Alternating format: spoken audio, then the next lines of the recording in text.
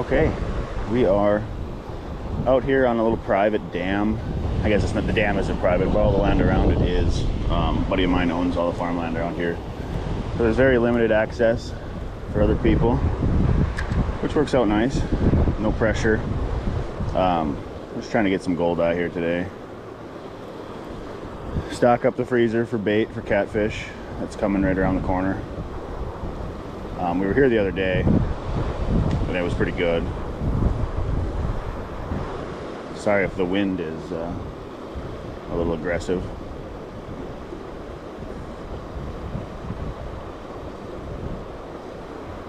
Got some walleye out of here the other day too. My buddy that owns the land around here, he was fishing and got a nice 19-inch walleye.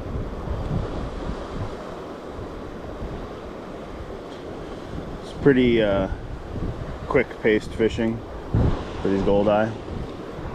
Just like to toss it out, let it sit for a minute or two. If I don't get anything, I move it. So when they hit, they hit. And I got one right there.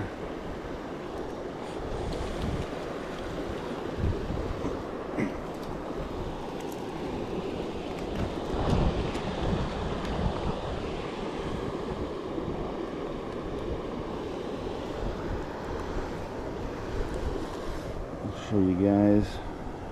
Nothing too special, just goldeye. Nasty, stinky little things. But they make the best catfish bait, in my opinion, that and frogs.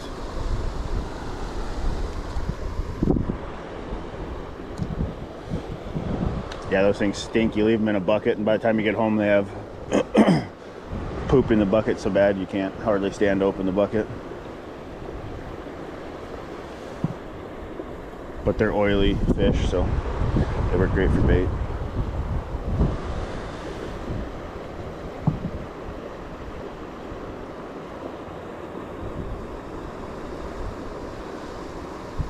Like I said, I like to move it around quite a bit. So generally speaking, if they're there, they'll hit it. Especially in the spring. Water temp's like 40 degrees. Pretty cold yet. Supposed to get up to the 60s by this weekend for the weather, so that'll warm shit up pretty good.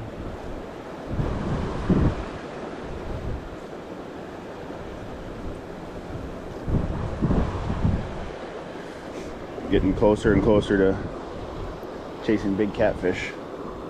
And I'm just using a jig head under a bobber. Pretty simple setup. Not very deep, maybe 2 feet.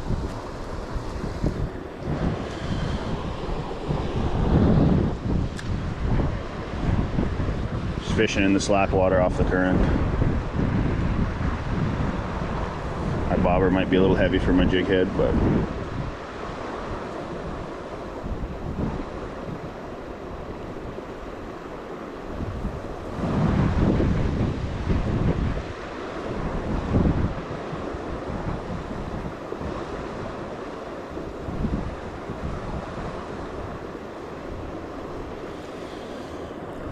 wish we didn't have all this junk here. This wasn't here a couple days ago, but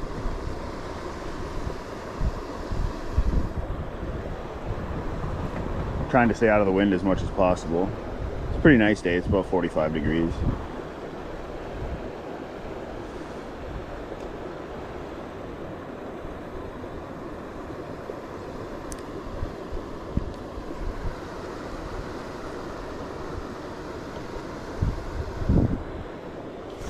Might come over here, see if it's not too windy up here.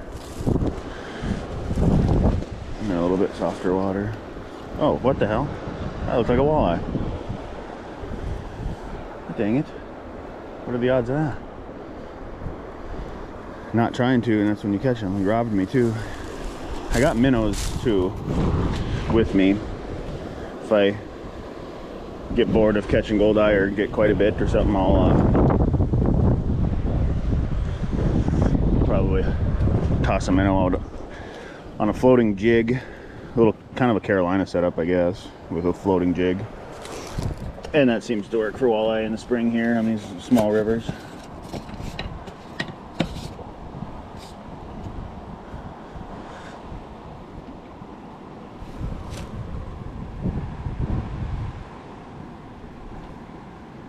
God, knowing that walleye's there, I should have just threw a minnow on underneath this bobber, see if I could get him, but it didn't look very big, maybe 13 inches maybe. I just saw his back, the kind of speckles, not speckles, but that almost camo pattern on their back.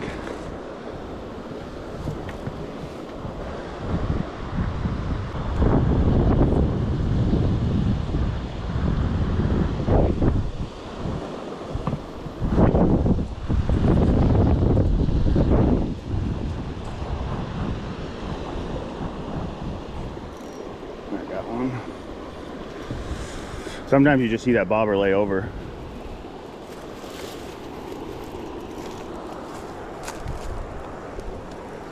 And these things are, I think they're a blast to catch. It's kind of a win-win. They're a fun bait to catch and they're a fun bait to use. And you get monster channel cats on these things. Kind of disorganized here, but see if we can get a bucket full anyways.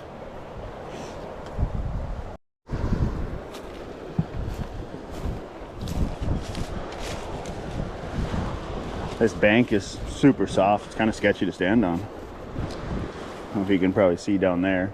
Seems like this falls in more and more.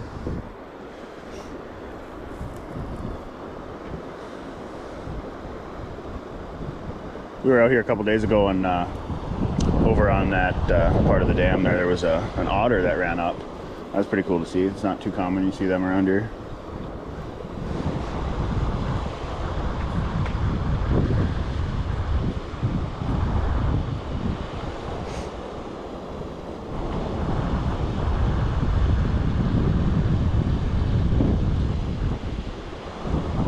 There's some pretty big catfish in here too, in this river. Nothing like the red, but still better than a lot of places.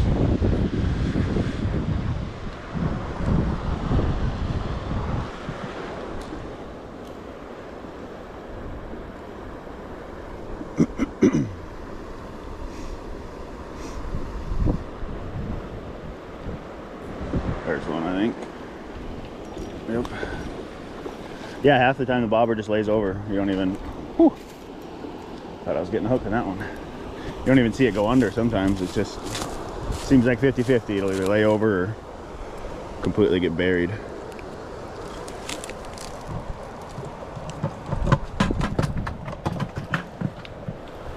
Oh, and I get snagged on this stuff more than I'd like to. Can't be too easy. You gotta get snagged up a few times.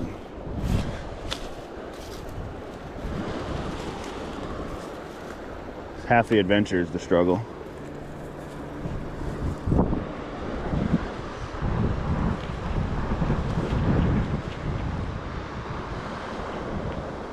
There, I think I got another one. Yeah. Like I said, when they're there, they're there. I know a lot of states you can cast net and stuff, and God, sometimes I wish we could, but I almost enjoy fishing for these as much as anything else. They fight really good for not very big fish.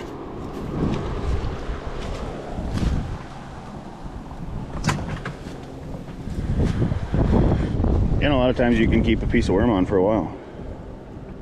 One thing you will notice, if you can see my jig now, brand new, all the paint's still on it, starting to get a little wear down here already. And that's what, 4 fish? By 10 fish, most of the paint will be gone on the shank of the hook and the base of the lead, and they got nasty little teeth.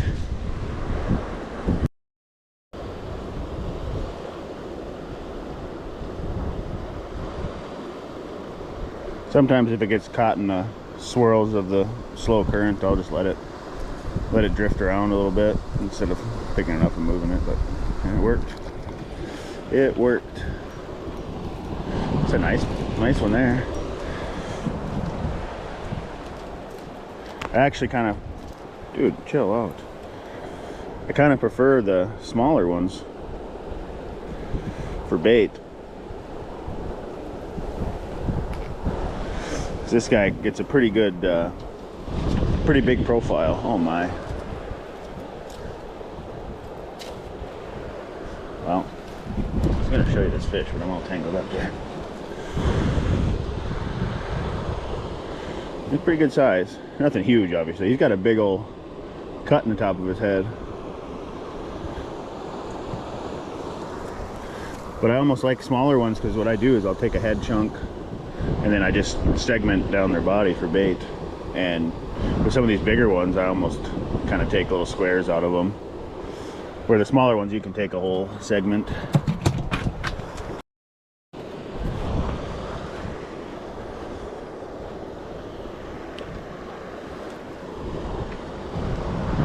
Put her right back where we got the last one.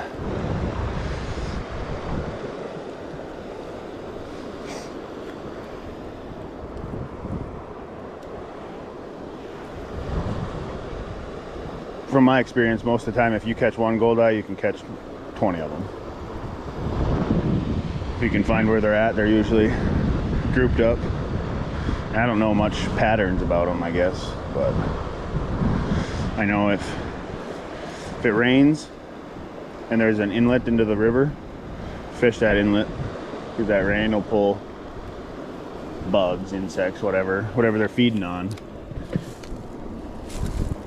You know, from runoff, it'll feed into those little I don't know what you call it, small streams or whatever that flow into the river, and those goldeye will stack up where those insects are coming in. There's a feather right there, hawk feather or something.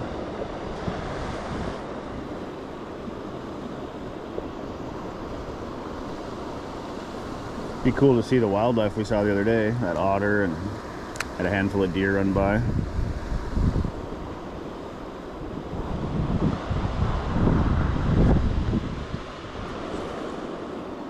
All my footage from that day was kind of messed up. I wonder if I can salvage the otter, or if I can get the video that he took of it. It's pretty cool to see.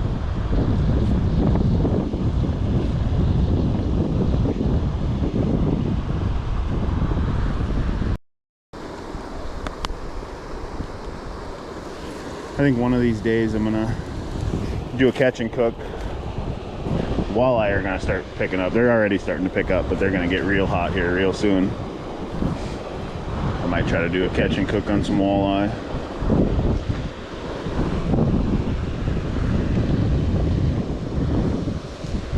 Who doesn't love a good walleye?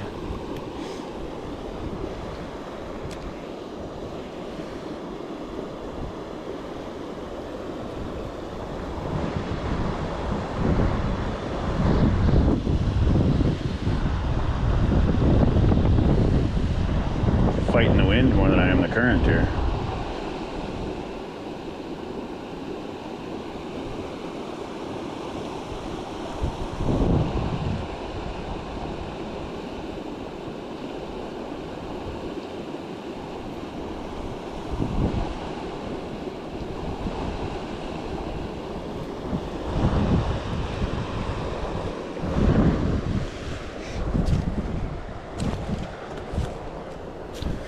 I'm gonna set this down for a second.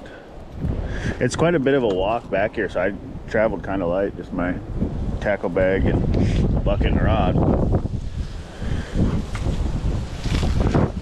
Just enough. I don't plan on being here too long.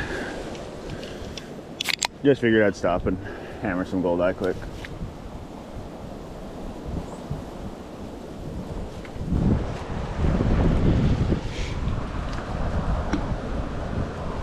That'll probably fall over with my luck.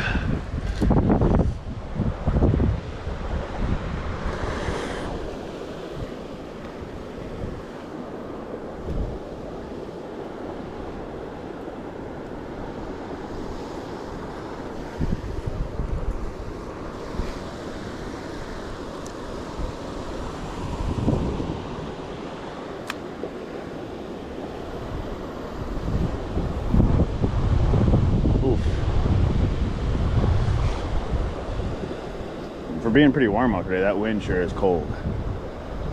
Making my nose run.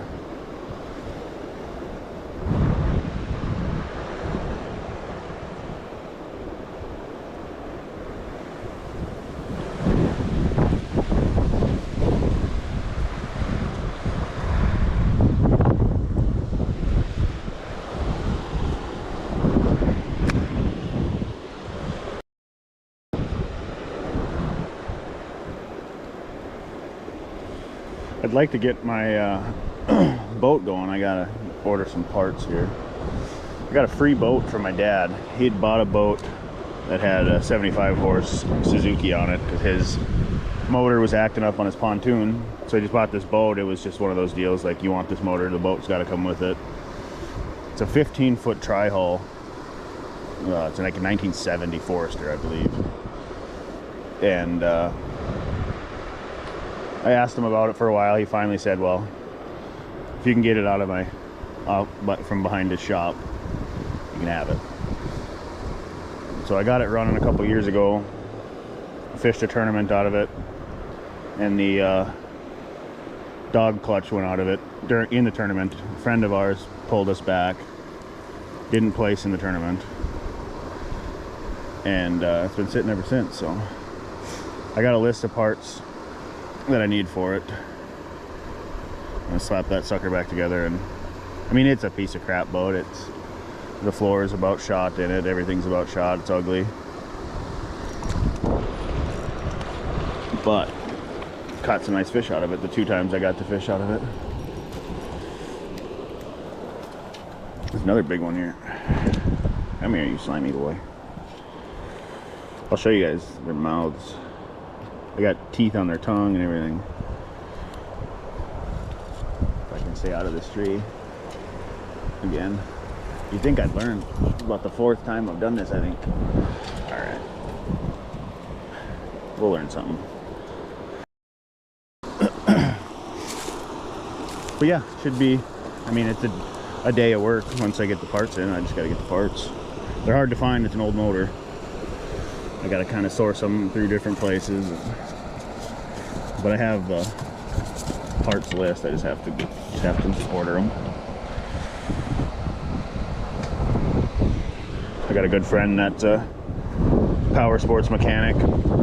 He's gonna tune the carbs and stuff on it too, just so it's perfect, because if I have an issue with it on our river, it's, I mean, 20 or 30 miles by road to the next boat ramp, and I fish downstream from the boat ramp that's closest to me. So it's not ideal for breakdowns, because if I'm fishing in the boat, there's a good chance I'm the only one in the area fishing in the boat. That river ain't much bigger than this, what you're seeing right now, but it is loaded with trophy channel cat. Oh.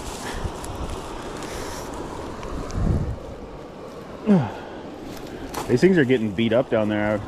I don't know how they spawn or what they do, but I wonder if they're in it the way they're beat up. This guy's, his sides are all beat up, or maybe that's something that happened in the spring. I don't know.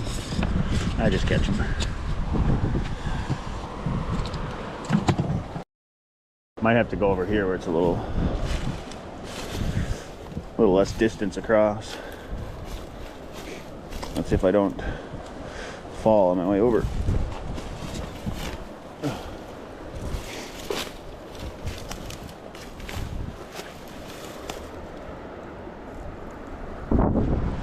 Oh my.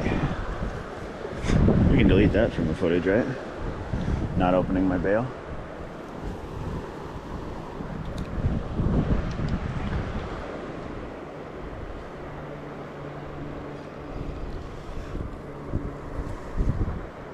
The current's going to the south, the wind's coming from the south. It'll be hard to get that jig head to pull down to the bobber stop with the wind pushing on the line.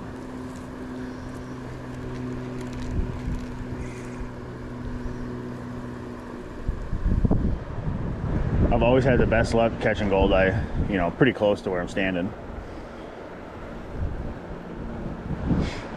Never really cast it out for them. It's usually just a little fling 10, 15, 20 feet in front of you. Oh yeah, there we got one.